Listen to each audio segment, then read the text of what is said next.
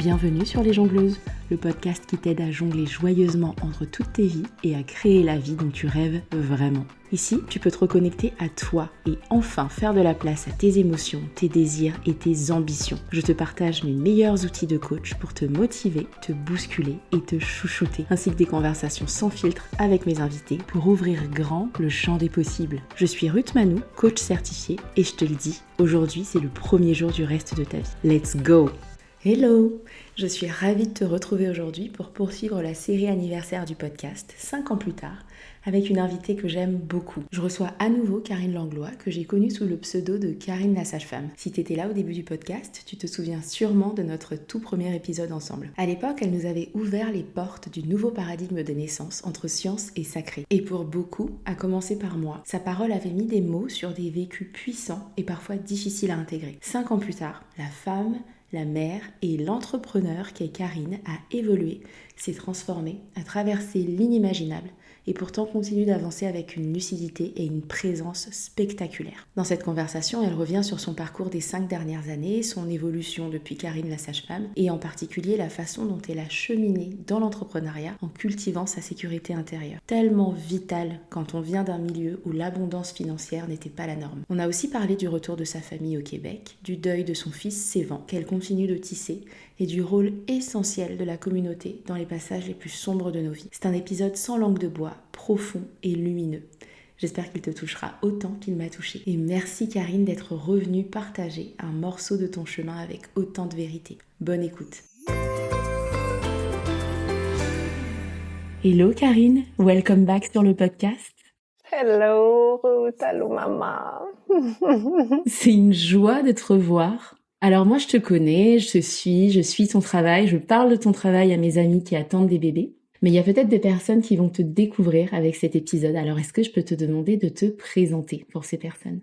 Quelle joie vraiment de te retrouver, parce que c'est des retrouvailles. Merci de m'accueillir dans ton espace. Je me sens privilégiée. OK, l'exercice de me présenter, comme tu le sais, c'est toujours un beau défi. Je m'appelle Karine. Je suis d'origine québécoise. Je vis au Canada en ce moment. Depuis peu, parce que j'ai passé presque la majorité des 5 dernières années au Costa Rica, dans la jungle. On a vécu plein de belles choses, construit un lieu extraordinaire. Mais d'origine, je suis canadienne, québécoise. Donc voilà, c'est ça mon accent. Je pense que les gens qui me connaissent parce que je suis sage-femme. Depuis, ça fait longtemps là. Time flies. Je côtoie les naissances depuis 2001-2002. D'abord comme doula, rapidement comme apprentie d'une sage-femme, on va dire underground, une sage-femme qui est jamais embarquée dans le système parce que une des particularités des différences par rapport au métier sage-femme en France versus au Québec, c'est que nous, ce métier-là a été légalisé seulement en 1999. Mais avant ça, il y avait des sages-femmes. Et donc, on parle de sage-femmerie traditionnelle, passée d'une mentor à son apprenti. Alors, moi, je fais partie des dernières sages-femmes qui a vécu ça. Et je l'ai pas vécu très longtemps parce que, pendant quelques années, j'ai suivi cette femme extraordinaire qui me transmis des connaissances, et j'étais jeune, là, j'avais même pas 25 ans, donc j'étais comme, on va dire, flabbergastée, parce que j'avais cette conception un peu naïve de la naissance de dire, oui, mais il faut pas faire ça, il faut pas faire ça, il faut pas faire ça, puis elle faisait rien de ça, ces gestes-là, que maintenant je comprends pourquoi elle les faisait pas. Mais j'étais très, très dans cette apprentie naïve, là, cet archétype de la naïveté. Et ça fait vraiment naître ce que je comprends maintenant comme étant, les premiers sports de l'identité sage-femme que j'allais devenir. Après quelques années avec elle, j'ai décidé d'aller au bac sage-femme, donc vraiment d'aller faire le programme. qui à l'époque était encore assez récent, donc assez inspiré de cette sage-femmerie traditionnelle. Ça a beaucoup changé depuis. Je pense que la pratique sage-femme au Québec, bien qu'elle ait une identité très particulière à elle, elle s'est malgré tout malheureusement médicalisée. Mais bon, moi, on parle d'une époque où c'était pas encore tout à fait, gagné ce terrain-là de la médicalisation. Donc, voilà, j'ai fait mon bac, une formation extraordinaire que j'ai adorée, qui était vraiment difficile, un peu traumatique aussi, pour être poli. On va rester poli. Mais après ça, voilà, j'ai commencé à pratiquer dans le système. Entre-temps, moi, j'étais une jeune maman, là, à 20 ans, j'étais enceinte. Donc, à 24 ans, j'avais 2 enfants. Puis, voilà, après, j'ai commencé à pratiquer. Finalement, j'ai eu un troisième enfant à 33 ans. Quand j'ai commencé à pratiquer comme sage-femme, vraiment, c'est là, je pense que l'identité plus publique, là, internationale a commencé à éclore parce que j'ai commencé à écrire un blog qui, à l'époque, s'intitulait Karine la sage-femme. Et vraiment, hors de toute attente, mais en même temps, je dois pas mentir, là, j'avais eu cette vision. Là. J'avais eu cette vision de dire, hey, moi, je vais partir un blog sur la naissance, puis je vais faire des cours en ligne sur la naissance. On parle là, de 2016.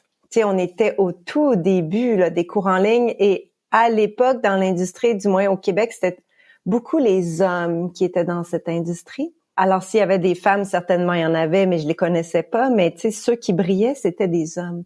Donc, j'ai vraiment été, là, parmi les premières au Québec qui a fait comme, hey, moi aussi, je veux ma place là-dedans parce que j'ai quelque chose à dire, je veux partager sur la naissance, tout ça. Puis, j'avais eu cette vision, je vais devenir virale, puis je vais faire des cours en ligne, puis les gens vont acheter mes cours, puis là, ils vont s'empuissancer dans leur processus et enfanter, en conscience, l'humanité de demain. Et je suis quelqu'un d'assez...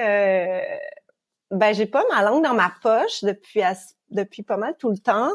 Avant même que ça arrive, je faisais la prophétie, je mettais les mots dans l'espace, dans les espaces où j'allais.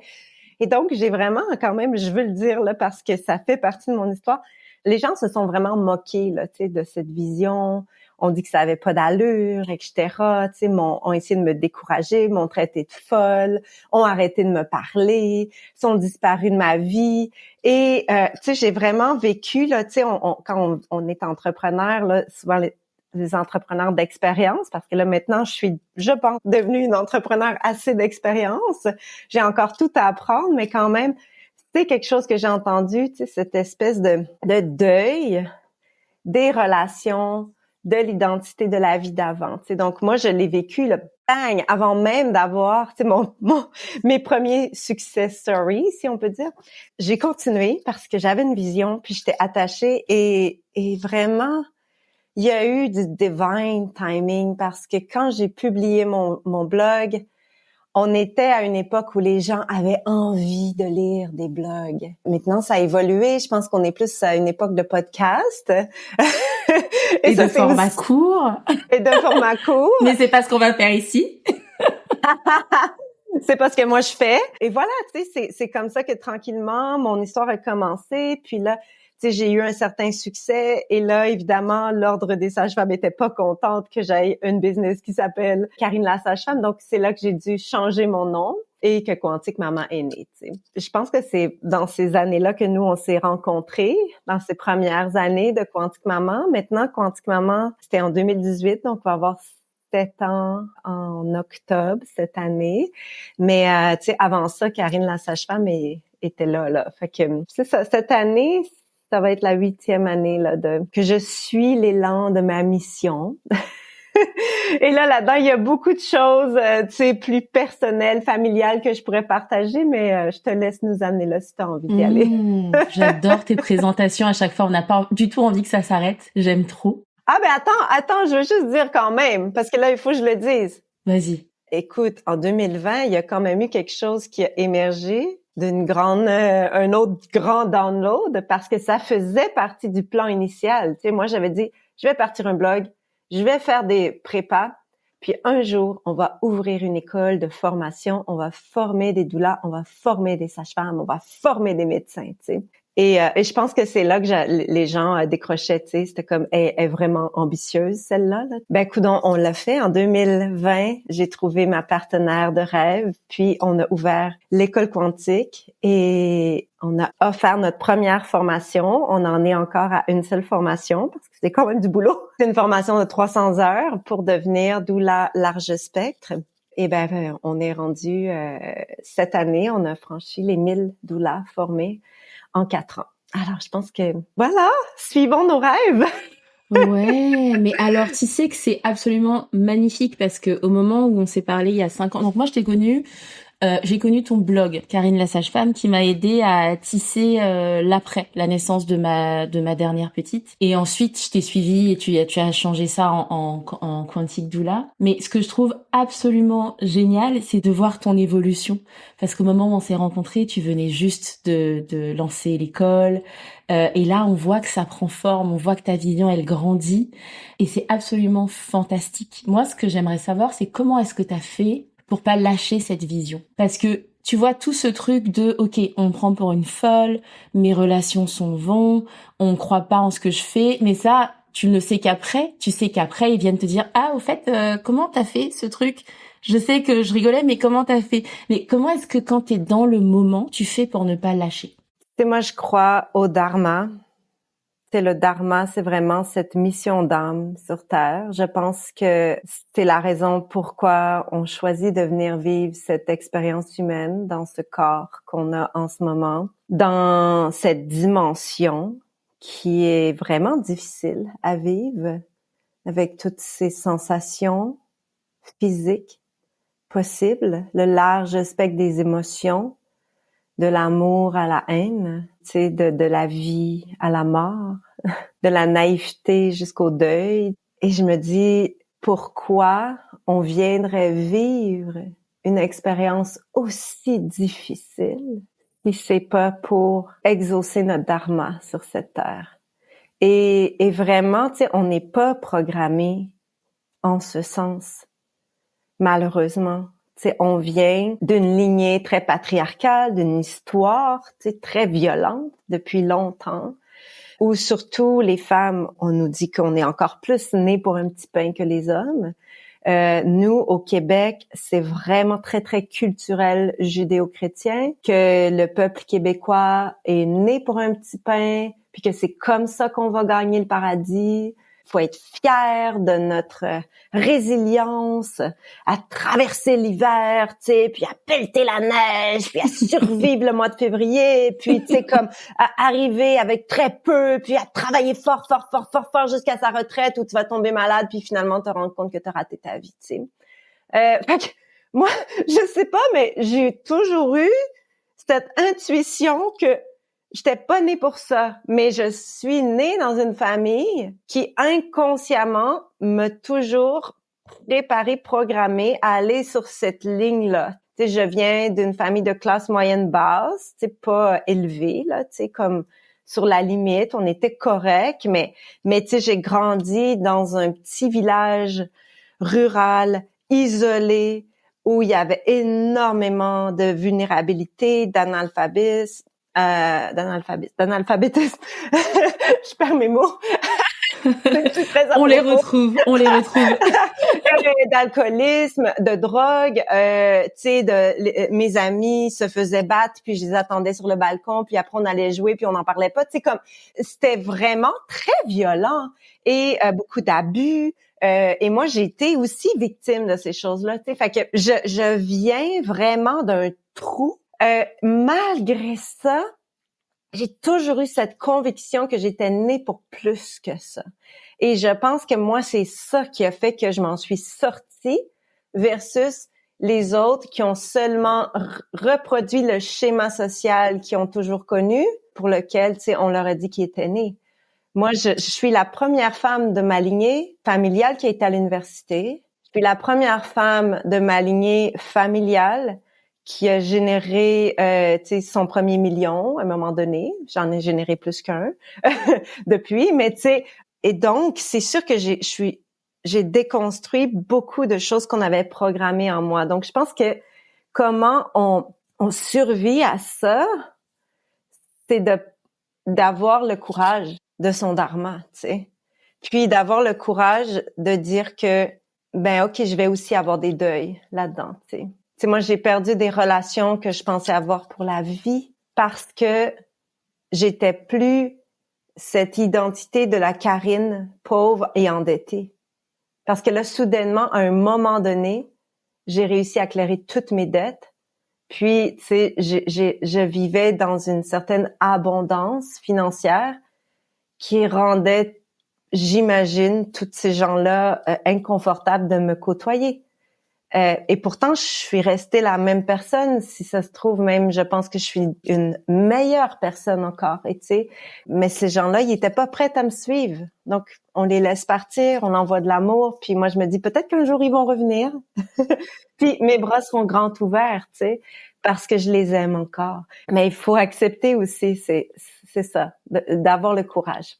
D'avoir le courage de son dharma. Ça serait ça, ma réponse courte. Ouais, mais c'est exactement ça. Tu sais, en t'écoutant, je vois une petite... C'est rigolo parce que quand dans notre dernière conversation, tu parlais de l'archétype de la Cro-Magnon. Et je vois une petite femme des cavernes, tu vois, qui sort de sa caverne pendant que tout le monde est là, avec sa petite flamme, et qui avance terrifiée parce qu'elle est convaincue qu'il y a mieux que cette foutue caverne. Elle a peur, elle tremble, mais elle y va quand même. C'est l'image qui me vient. Oui, ben c'est ça. C'est sûr que quand on est la première de s'aligner, puis que tu sais dans tout le schéma social qui nous entoure, tu sais des gens qui sont autour de nous, mais on connaît pas le chemin non plus, tu sais. Donc c'est ça qui est triste un peu dans cette histoire-là, c'est que on est vraiment seul au monde, tu sais. Mais là, à un moment donné, tu commences à rencontrer des gens que eux aussi ont fait ce chemin. Puis là, tu commences à faire comme ah ouais, ok. Et là, c'est ça qui est beau aujourd'hui avec l'ère virtuelle, les podcasts, les blogs, les médias sociaux. On peut trouver des gens à travers le monde qui ont chacune leur histoire unique, mais que c'est comme on se partage nos pépites d'or. Puis tu sais, on revient à we are one. On le fait, tu sais. Puis on le fait pour qui? Mais on le fait pour nos enfants. On le fait pour nos filles, on le fait pour nos mères qui sont encore pognées dans leur schéma mental, mais qu'on libère in some way. Je veux croire. Même si elles s'en rendent pas compte, tu sais. Même si peut-être elles sont fâchées après nous parce qu'on n'a pas été cette femme soumise qu'elle a été, puis là soudainement ça lui met dans sa face, tu sais que hey ma grande, t'as été soumise toute ta vie puis comme t'aurais pu faire ça. Mais tu sais je veux croire que on les libère aussi ces femmes-là avant nous, tu sais qui ont pas pu, qui avaient pas cet espace-là. Totalement. C'est vraiment la solitude de la briseuse de cycle. Parce que si tu te dis non, je veux retourner avec la tribu, je veux retourner là où c'est safe, là où c'est connu, tu réalises pas, en fait, ta mission de vie. Tu vois pas à quel point l'horizon est encore plus large spectre que tu peux même imaginer dans tes visions les plus folles. Alors j'adore parce que tu as commencé la conversation en me parlant de l'archétype de la petite sage-femme, un peu toute jeune, tremblotante, naïve. Là, on est plus de 20 ans plus tard. On est plus de 5 ans après notre conversation. Tu vas fêter tes 7 ans cette année, l'âge de raison. C'est quoi l'archétype que tu incarnes aujourd'hui avec ton business? Je pense que je suis vraiment dans cet archétype de la matriarche. Je travaille vraiment et j'ai engagé une coach là pour m'aider avec ça. Je travaille vraiment sur voir que je l'ai fait. Voir que, tu sais, je suis dans cet archétype-là, je peux l'incarner pleinement et maintenant récolter les récoltes et les transformer, tu sais, en conserves qui vont me permettre d'aller, tu sais, vers les archétypes plus de l'hiver, de la sagesse, tu sais, qui m'attendent éventuellement dans le futur, tu sais, qui sont là déjà, mais qui vont se peaufiner encore plus. J'ai eu 45 ans il y a quelques mois. Je sens vraiment cet archétype c'est ça, la matriarche, la fin de ma fertilité en termes de concevoir des enfants, bien que j'ai encore mon cycle qui est très, très un peu comme une petite jeune de 20 ans, mais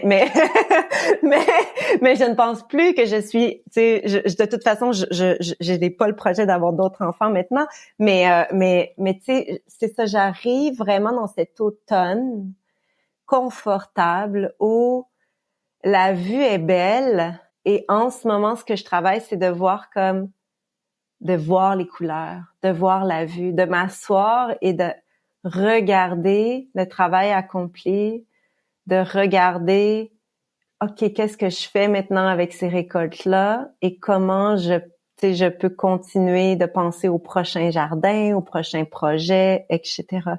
Parce que ce qui m'a vraiment étonnée de constater, tu sais, dans les dernières années où il y a eu vraiment une explosion d'abondance avec ma business, c'était de voir à quel point, tu sais, oui, c'est ça que je voulais, oui, je pense que j'ai vraiment bien géré le truc, mais putain, j'étais pas prête, tu sais. J'étais pas prête à ça. Et ça l'a presque créé une espèce de trauma de me demander constamment, est-ce que je prends les bonnes décisions? Est-ce que je fais ça de la bonne façon? Est-ce que je dépense trop? Qu'est-ce que je devrais faire avec mon argent? Tu sais, est-ce que je fais l'écureuil puis je mets tout ça dans un compte de banque ou je continue de dépenser puis j'investis? Puis c'est quoi investir? Comment on fait ça, investir? Tu sais, on n'a pas été éduqués à ça. Et là, tu sais, c'est là que je suis rendue. C'est pour ça que j'ai engagé une coach cette année. C'était comme mon but en 2025, c'est de vraiment installer en moi, dans mon système nerveux, un sentiment de sécurité financier et matériel. Parce que venant d'un background de pauvreté pendant presque toute ma vie jusqu'à l'âge de 40 ans, bon, on va dire peut-être 37 ans, 38 ans, là, tu sais, c'est quand même long, là. De toucher à, oh my God, je peux m'acheter ce que je veux. Tu sais, je peux m'acheter une terre au Costa Rica puis construire 2 maisons en même temps. Tu sais, puis comme, tu sais, on a fait ça, là, on a construit un petit lieu, un petit havre de paix, etc., parce qu'on avait les sous. Bon, là, maintenant, les sous, on les a plus, mais on a l'immobilier qui est là, tu sais. On a le truc, là, quand même.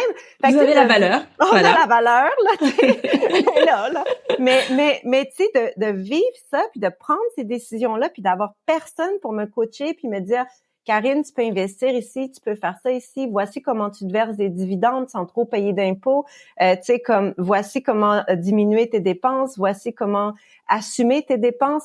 J'avais rien de ça. Tu sais, j'ai tout appris sur le tas. À un moment donné, je me souviens, j'étais dans ma maison dans la jungle, ma super villa qu'on s'est fait. Je me suis écroulée en pleurant dans les bras de mon homme. Puis je me suis dit, j'ai dit, mais combien ça prend d'argent dans notre compte pour se sentir en sécurité? C'est là que j'ai entendu l'absurdité de ce que je venais de dire, puis j'ai dit, mais c'est pas une question d'argent. Non, c'est jamais une question d'argent. C'est une question d'équilibre émotionnel, d'équilibre du système nerveux, tout ça, mais sauf que on nous programme à penser que, ben oui, si un jour t'as plein d'argent, ben les riches, ils sont en sécurité, tu sais. Les gens qui sont pleins de cash, ils sont en sécurité. Non!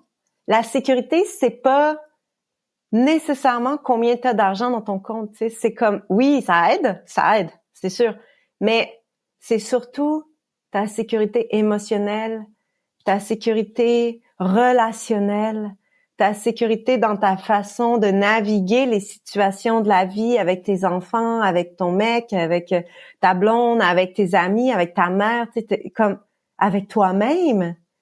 Et là, tu sais, quand j'ai réalisé ça, écoute, ça fait peut-être 2 ans et demi, là, de ça. Ben, c'est tout ce que j'ai fait. J'ai comme fait, I need a fucking break. Comme, j'ai besoin d'aller deep inside là-dedans. Et là, ça fait 2 ans et demi que la seule chose que j'ai fait, c'est rouler mes business au minimum. J'ai dit, je m'en fous, je vais descendre mon chiffre d'affaires. J'ai descendu mon chiffre d'affaires de façon consciente au minimum pour continuer de faire rouler mon truc parce que j'avais besoin d'explorer cette sécurité intérieure, familiale, au-delà de faire, puis rentrer de l'argent. Et bien sûr, ça l'a été fait, je le réalise maintenant, à partir d'une posture de privilège financier. Mais Mais je l'ai quand même fait, tu sais, pendant que tout le monde sur les réseaux, tu sais, les gens que je suis, tu sais, disaient, j'ai fait 100 000 ce mois-ci, j'ai fait 50 000 ce mois-ci, cette année, j'ai rentré 500 000. Moi, j'étais comme, c'est quoi le minimum qu'on peut faire? Comment ça va? Puis juste de rouler comme ça pour aller là-dedans en me disant à quel point je peux avoir confiance que quand je vais être prête pour ma deuxième montagne, je vais la faire, ma deuxième montagne. Mais là, je l'ai eu, ma première montagne. J'ai eu besoin de descendre, de retourner dans la vallée, puis de prendre juste some time for me, pour ma famille, puis de faire comme, OK, quand je serai prête, là, je vais l'appeler ma deuxième montagne, tu sais.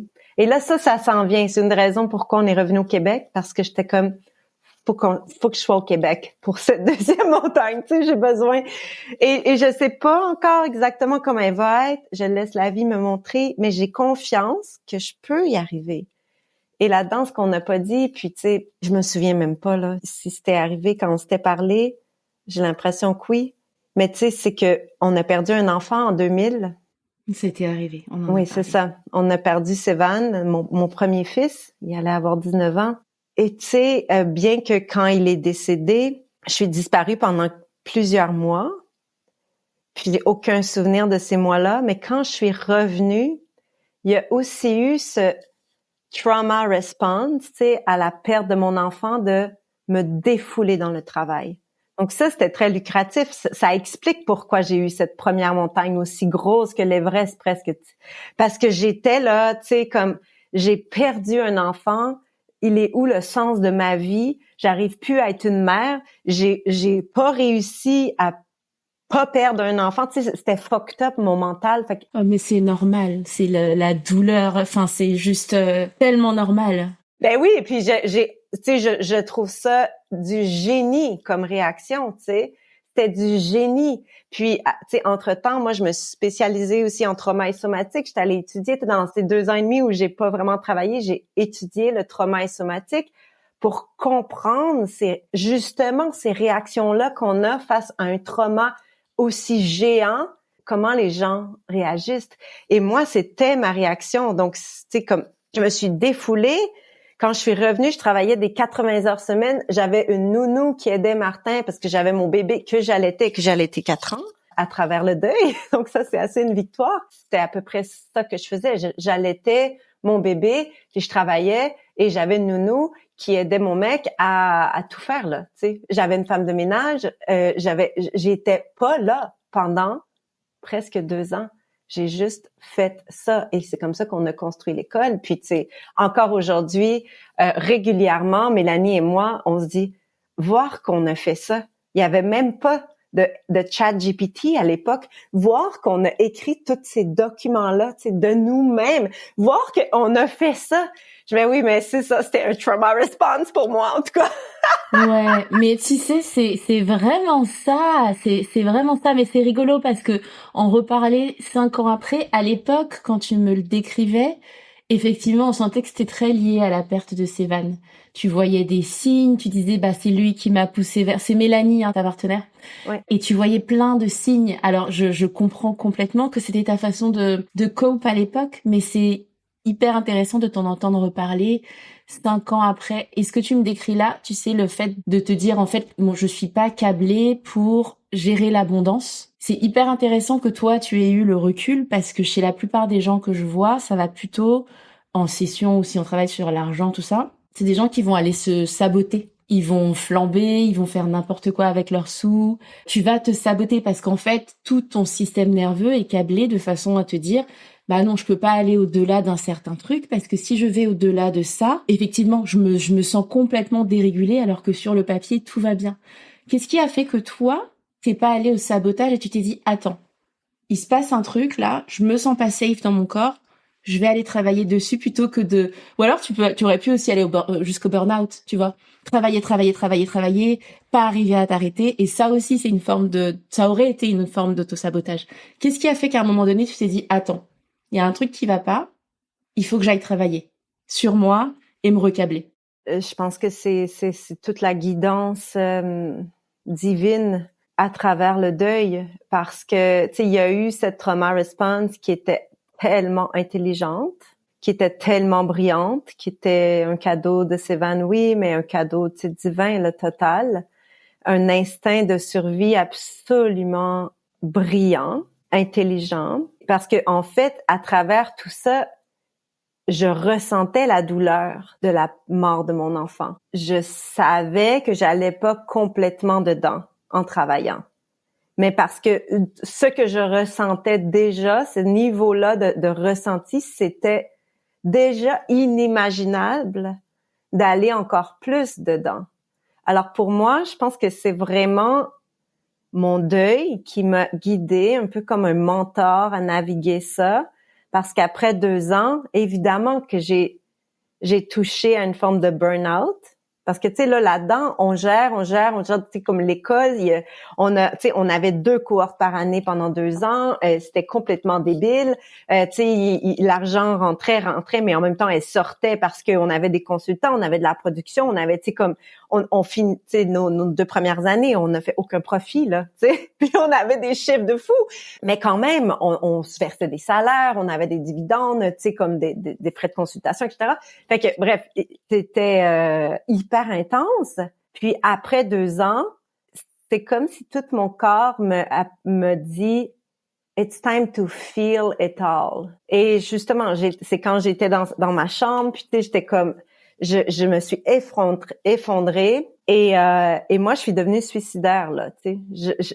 J'étais comme quand j'ai commencé à vraiment feel it all, j'étais comme je peux pas aller là, tu sais, genre j'avais des visions de moi pendue à un arbre dans la jungle, tu sais, j'étais suicidaire, mais je savais que je voulais pas faire ça.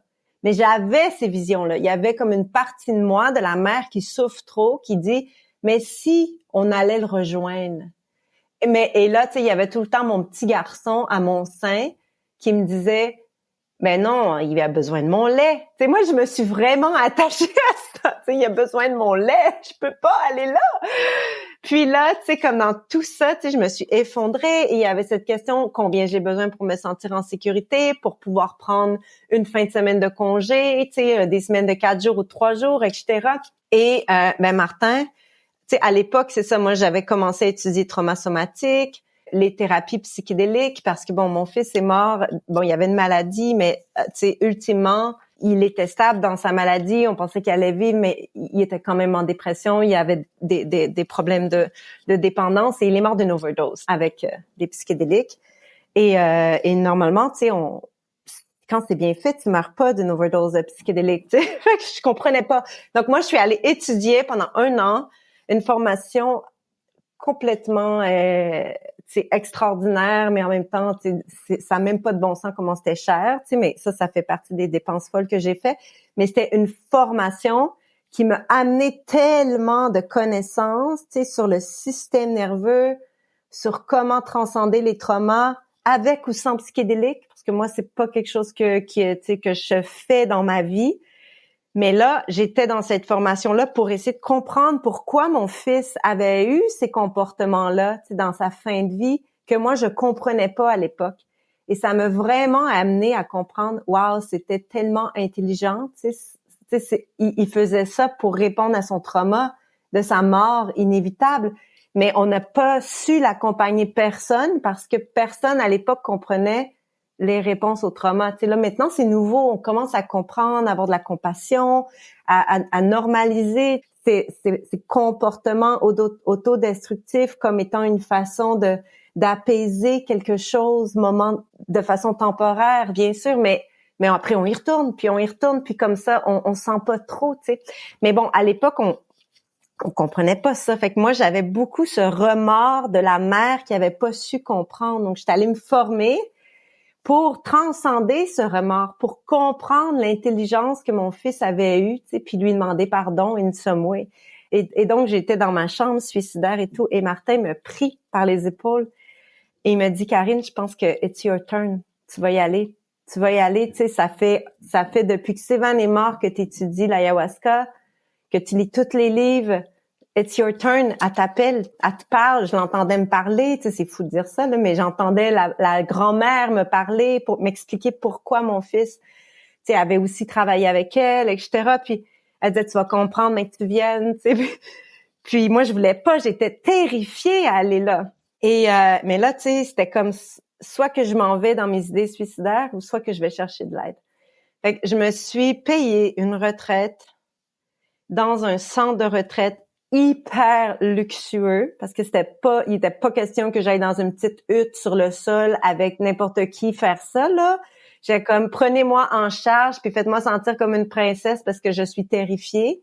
Et sérieux, j'ai eu mon traitement psychiatrique parce que j'étais en urgence psychiatrique dans le fond de la jungle, tu sais.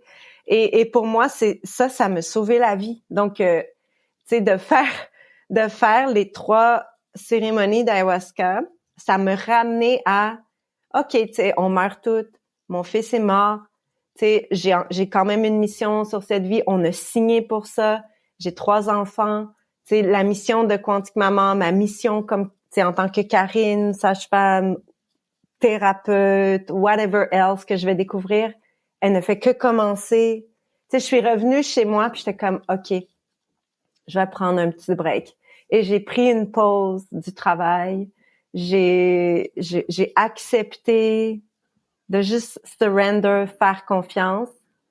Et je pense que pourquoi moi j'ai pas tout flobé, comme tu sais les gens qui font leur premier million puis il y en a plus 3 semaines plus tard là. Ben c'est à cause que j'avais 3 enfants et que j'ai vraiment toujours eu cette vision que je voulais laisser un matrimoine. Je vais pas dire patrimoine, là, mais je veux laisser un matrimoine à mes enfants. Tu sais, je veux pas qu'ils aient à faire le chemin que j'ai fait moi. Je veux qu'ils partent de où ce que je vais les amener, idéalement, le plus loin possible, puis qu'eux continuent après. Et bon, tu sais, je prends rien pour acquis, là, mais comme, c'est mon but dans la vie. T'sais. Alors que moi, j'ai grandi avec un père qui me dit à plusieurs reprises, je vais faire en sorte qu'il reste plus rien quand je vais mourir. T'sais. Puis moi, j'ai toujours fait, mais quel genre de père dit ça à ses enfants, tu sais, comme, c'est ça. Donc, et tu sais, c'est des petites victoires au quotidien parce que ma fille est au collège et là, tu sais, on l'aide à payer son appart. Elle travaille pour moi, tu sais, elle m'aide dans la business, donc elle a son travail d'étudiante pour vivre sa vie au collège, mais on paye son collège, tu sais, on l'aide avec son matériel et tout. Moi, j'ai pas connu ça. Mais tu sais, ne serait-ce que si je peux aider mes enfants à emménager dans leur appart, à aller chercher le diplôme qu'ils veulent avoir, tu sais, à les aider à se sortir de la merde s'ils sont dans merde, ben je vais vraiment sentir que j'ai réussi. Et tu sais, pour moi, ça, c'était, puis c'est encore ma motivation de je veux bien gérer mon argent, tu sais, super important.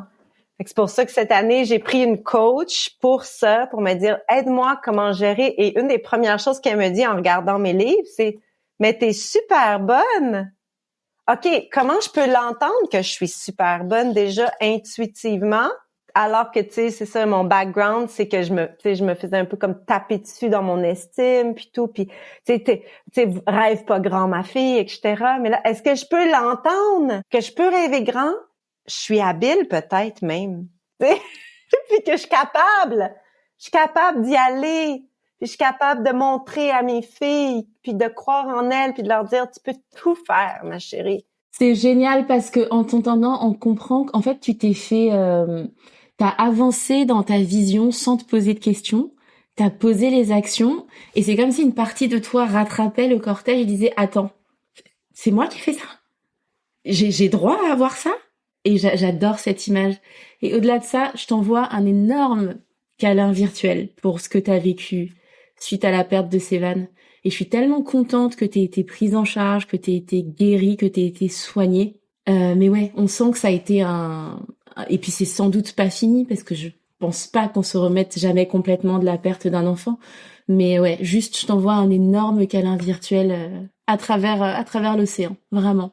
Écoute, ça a été tellement un cadeau, tous ces câlins, tous ces gens qui ont continué de croire en moi à travers la mort de Sévan. Tu sais, ça aussi, c'était inestimé comme abondance dans cette grande montagne, de voir à quel point la communauté a fait non, tu sais, tu vas passer à travers, tu sais, on te lâchera pas, tu vas pas te noyer. Tu sais, combien de gens m'ont écrit pour dire, Karine, tu vas pas te noyer, tu peux pleurer toutes les larmes que tu veux, tu vas pas te noyer, on est là, tu sais. Puis, tu sais, oui, c'est sûr que quand t'es toute seule, tu sais, avec ton petit sac de cendres dans ta chambre, tu sais, puis que c'est ton fils qui est dedans, tu sais, t'es tout seul au monde, là. Mais, tu sais, de savoir qu'il y a tous ces gens qui pensent à toi puis qui t'ont dit, tu vas pas te noyer, ben, ça t'aide à passer à travers la vague, tu sais, puis à dire, OK, tu sais, I've got this, tu sais, puis Et je suis pas seule. je suis pas seule, tu sais, puis aussi, ben, la vérité, c'est que non, je suis pas seule. Puis à tous les jours, il y a des mères, il y a des pères qui perdent des enfants, il y a des sœurs, des frères qui perdent un frère et sœur. Tu sais, comme, it's part of life. Aussi douloureux que ça peut être, tu sais, je vais le redire encore, puis je vais toujours le dire, c'est vraiment un très beau poème d'amour, tu sais, que de tisser le deuil d'un enfant avec révérence et confiance que ça devait avoir lieu, même si ça s'est passé, tu sais, de façon complètement inimaginable. Mais moi, c'est à ça que je m'accroche. Mais oui, la communauté, comment elle a porté, puis tous ces câlins, tu sais, c'était un cadeau absolument inattendu. Surtout pendant la pandémie, hein, parce qu'il faut rappeler que Stéphane est mort au tout début de la pandémie. Donc, tu sais, nous, on n'a pas eu de cérémonie, on l'a brûlé toute seule, juste nous, avec nos enfants. Et tu sais, ça, après, tu fais comme, it's so fucked up, tu sais. C'est comment ça? Comment, what the fuck, tu sais, comme. C'était une sacrée période. Tu sais, puis je sais que je suis pas tout seule à avoir vécu ça. On est plein. Moi, j'ai connu ça. Mais là, c'est plus ça, tu sais, maintenant, les gens, quand ils vivent un deuil, ils ont à nouveau ces rituels, tu sais, les gens, donc tant mieux, on s'en est sortis. Welcome back, ouais. Welcome back. Exact. Alors, vous êtes de retour au Québec, raconte-nous. Parce qu'il y a quelques années, t'étais bien, tu vois, sur ta terre au Costa Rica, et là, j'ai suivi ton retour. Qu'est-ce qui s'est passé? Qu'est-ce qui t'a amené là? Ben, nos enfants, Emma, ma grande qui a 12 ans maintenant. Non, moi, si mes enfants étaient grands, autonomes, tout ça, je serais probablement là-bas jusqu'à temps qu'ils aient eux-mêmes des enfants parce que j'ai vraiment cette vision que quand ils vont avoir des enfants, je vais habiter proche d'eux. Alors, à moins que eux viennent vivre avec leur bébé au Costa, je vais les suivre où ils vont être, là. C'est ma vision. Je vais être cette grand-mère achalante, là, qui fait tout, là, tu sais. J'adore. Qui dort pas pour s'occuper des bébés. C'est pour ça qu'on dort pas. Tu sais, qui cuisine, puis qui lave ton frigo, puis qui passe la balayeuse dans ta voiture, puis allez là, tu sais, je veux être avec mon mec. Je veux qu'on soit ce genre de grands-parents. Mais bon, tout ça pour dire que non, moi là-bas, je suis vraiment bien. Tu sais, on a encore notre maison là-bas. Là, c'est sur Airbnb, donc ça aussi c'est intéressant de découvrir comme coudonc. C'est comme si la version de moi, maman d'une préado, bientôt ado, tu sais, qui doit être scolarisée à un moment donné de façon un peu plus officielle, là. Elle avait dit à la version passée de moi, ben, tu sais, fais donc ça va te faire un revenu passif, tu sais. C'est du génie! Donc, pour le moment, on découvre vraiment cette gig-là de Airbnb et on adore ça. C'est le fun de voir les gens qui viennent, tu sais, puis qui disent « On adore cette place, oh, c'est magique! » Tu sais, de se dire comme eux, c'est leurs vacances de l'année. Puis là, on a fait ça pour eux, tu sais, donc il y a quelque chose de vraiment le fun. Fait que tu sais, je sais pas si on va garder la maison. J'aimerais garder la maison. Peut-être qu'un jour on va la vendre. Mais pour l'instant, je m'en fous. C'est là, puis on peut, tu sais, on a ce projet d'aller faire Noël là-bas en 2025. Donc, tu sais, c'est un peu notre but de l'année. On est revenu pour Emma, qui a 12 ans. Emma, elle a toujours été on-school, donc c'est-à-dire que à part les quelques mois qu'elle est allée au Québec en 2023, quand on est revenu un petit peu, qui ont vraiment pas été une belle expérience parce qu'elle a vécu de l'intimidation, etc. Tu sais, elle est jamais allée à l'école. Donc, tu sais, elle avait clairement je veux pas dire des retards, mais des acquis académiques qui étaient pas encore là et qui commençaient à m'inquiéter sérieusement, tu sais, en tant que maman qui veut faire les bons choix pour mon enfant. Donc, on a décidé de revenir. Puis, tu sais, aussi, tout ça, après une année assez difficile là, au Costa, au niveau de la santé, on a été, pour la première fois, là, en 5 ans, l'année passée, on a été toutes pas mal malades. Moi, j'ai failli, je pense pas que j'ai failli mourir, mais tu sais, j'ai été sauvée à la clinique. J'étais sur le bord d'une septicémie, là. Fait que tu sais, j'ai pas failli mourir, mais ça s'en allait loin, là, c'est mon affaire. Fait que j'ai été traitée en urgence, tu sais, à la clinique avec des gros traitements pour une bactérie sanguine que j'ai attrapée. Moi, c'était la première fois que je prenais des antibiotiques de toute ma vie d'adulte. Ça a eu un gros impact, là. J'ai pas honte de dire que j'ai eu vraiment un état dépressif dans ma convalescence suite à ça. Et là, ma fille, elle a eu une double infection des reins. Elle a été hospitalisée. Elle était dans un état catastrophique sur le bord, tu sais, des reins qui lâchent, là. Mais ils l'ont traité, tu sais, fait que, tu sais, c'est ça. On a eu comme 2 événements majeurs assez terrifiants.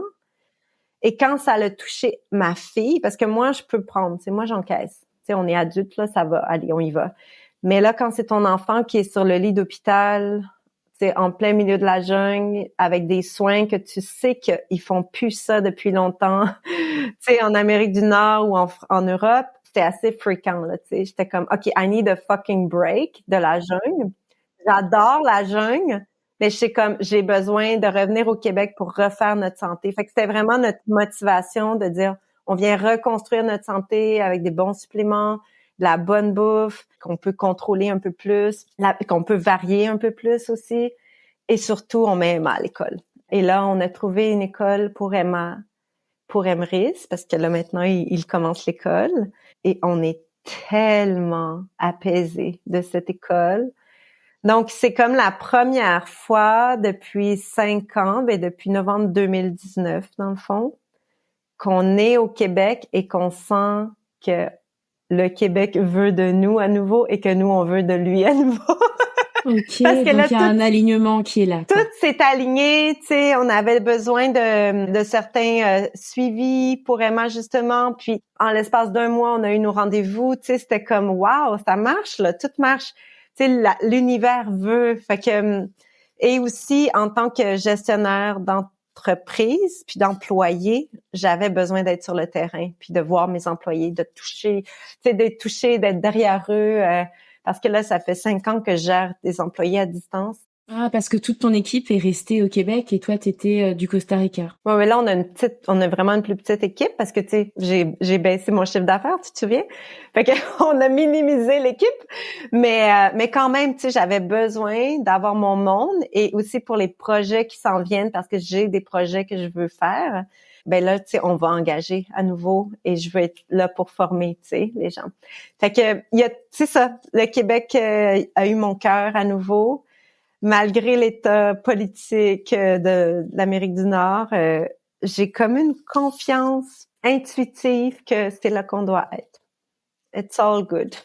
Et effectivement, on sent l'apaisement, on sent l'alignement. C'est trop cool. On est prêt, tu sais, on est prêt. Tu sais, donc oui, comme tu dis, on se remet pas de la mort de son enfant, mais il y a comme quelque chose, tu sais, dans ce portail des 5 ans qui arrive que je peux pas dire encore parce qu'on n'est pas tout à fait là, mais une espèce d'apaisement, d'acceptation, tu sais, du reste de notre vie, mais pas dans un état de trauma, tu sais, dans un état de sagesse un petit peu plus, de maturité. Peut-être pas la sagesse encore, mais de maturité, disons. On va commencer par ça. Pour revenir à l'archétype de la matriarche, là, tu sais, avec la maturité, c'est ça. On sent qu'on gagne une certaine maturité dans notre air d'aller, là. Et alors, cette deuxième grande montagne, elle ressemble à quoi? Eh ben là, je veux pas dire des scoops, là. Comment je vais dire ça? Ben, je veux continuer de parler de la naissance. Je veux continuer, tu sais, de prendre ma place en tant que sage-femme. Tu sais, parce que c'est ça aussi pendant les 5 dernières années, j'ai pratiqué dans la jungle. Donc, j'ai vécu des choses vraiment, tu sais, de pratique remote, là, tu sais, comme de brousse. Et rien de, tu sais, il n'y a pas eu de drame, là, mais c'était juste comme le fait de toucher à ça me vraiment ramener dans cette pratique de la sage-famerie ancestrale. Donc, je sais que ça, c'est ma signature vibratoire à moi comme sage-femme. Et là, tu sais, je pense que je veux vraiment reprendre contact avec mes clients, avec les familles, avec les pros. Donc peut-être, tu sais, axer plus sur un accès direct avec moi, avoir. Et bien sûr, c'est inévitable. Je sais que je veux parler de la mer obscure. Donc, je veux créer des espaces pour les gens qui traversent des moments difficiles, qui vivent des deuils, peu importe la dimension de ce deuil. Mais je me sens prête à commencer à aller dans ces espaces-là. Tu sais, comme c'est inévitable, c'est vers là que je m'en vais. À la fois comme femme, comme sage-femme, comme facilitatrice. Et ben c'est sûr que là-dedans, je veux pas faire de promesses, mais je fantasme vraiment sur une vie de famille assez établie, assez sécuritaire pour que je puisse recommencer à faire des tournées en Europe. Fait que tu sais, j'aimerais vraiment retourner là sur cette terre que j'adore. Fait que tu sais, ça ressemble à ça, avec beaucoup d'humilité puis de curiosité du mystère de ce que j'ai pas encore envision là.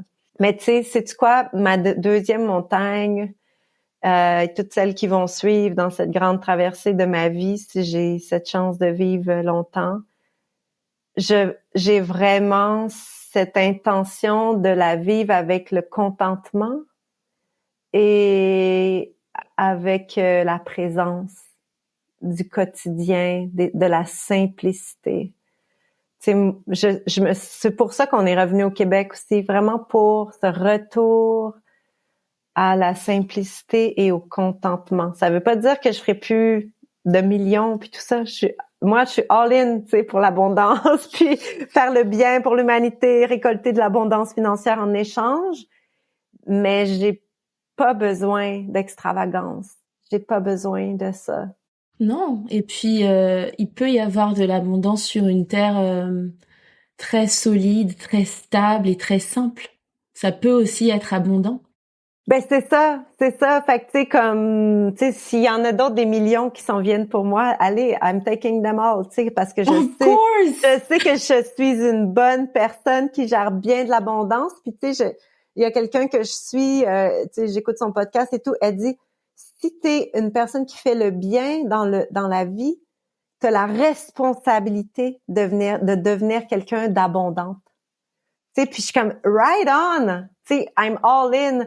Fait que tu sais, oui, ça je le proclame et je l'incarne, mais pas avec tu sais cette vision que les gens peut-être accordent. Ah, t'es riche, tu conduis telle auto, tel genre de maison, tu sais, t'as tel salaire, etc. Je suis comme ah non, comment on peut vivre, c'est dans le contentement et dans la présence, c'est du quotidien, tu sais, dans la simplicité du quotidien, en vivant une vie complètement wow, tu sais, abondante. Complètement. Mais ça, c'est le truc qui se passe quand tu te dis l'abondance est tellement hors de ma portée et c'est tellement l'apanage d'un seul groupe de personnes que je prends pas le temps, moi, de me dire c'est quoi les éléments de ma vie riche. Parce que si tout le monde se posait cette question-là, on aurait tous des visions différentes et on irait la chercher, tu vois, cette abondance-là. Merci beaucoup Karine d'avoir pris le temps de venir fêter les 5 ans de mon podcast avec moi. Je te pose les questions de la fin, le questionnaire des jongleuses de la fin. Alors, tu as la possibilité d'envoyer un message vocal à un groupe de personnes sur Terre. Tu peux choisir n'importe qui et tu peux choisir le contenu de ce message. Qu'est-ce que tu leur dis? Ouais, je pense que je vais y aller avec moi, je trouve que c'est vraiment thématique avec ce qu'on vient de parler. Quelqu'un qui traverse un moment vraiment, vraiment difficile en ce moment, puis qui se demande comment il va survivre à ça. Ça peut être le deuil de quelqu'un, ça peut être la perte de quelque chose, ça peut être une crise existentielle. J'aurais envie de lui dire, peut-être que tu sais pas encore comment tu vas faire pour survivre à ça, mais je peux te dire que la vie a pas fini avec toi. Donc accroche-toi à ça, à la vie et à ce qu'elle a en réserve pour toi T'as pas besoin de savoir. Just feel it all, étape par étape. Puis fais-toi confiance. Tu sais, dans le monde du développement personnel dans lequel je baigne beaucoup, on parle beaucoup de nos croyances limitantes. Moi, j'ai envie qu'on mette la lumière sur justement notre lumière, sur nos croyances soutenantes. Du coup, si je te demande, toi, de nous confier ta croyance soutenante la plus puissante, qu'est-ce que tu me dis? You can have it all. Parce que t'es un être divin. Magnifique. C'est ça. Super. Merci beaucoup, Karine. C'était une joie de te revoir. Et puis, on se donne rendez-vous dans 5 ans, Wow. dans une de tes prochaines tournées en Europe. J'espère que cette conversation avec Karine t'a offert exactement ce dont tu avais besoin aujourd'hui. Que ce soit un éclairage, une respiration ou une étincelle d'inspiration. Si l'épisode t'a plu, n'hésite pas à laisser un commentaire ou une note sur ta plateforme d'écoute. Ça aide vraiment le podcast à rayonner et à trouver d'autres oreilles qui en ont besoin. Et si ce n'est pas déjà fait, abonne-toi pour ne surtout pas manquer le prochain épisode de la série 5 ans plus tard. Je peux déjà te dire qu'il va te donner envie de bouger. Je te donne rendez-vous au prochain épisode et d'ici là, prends soin de toi.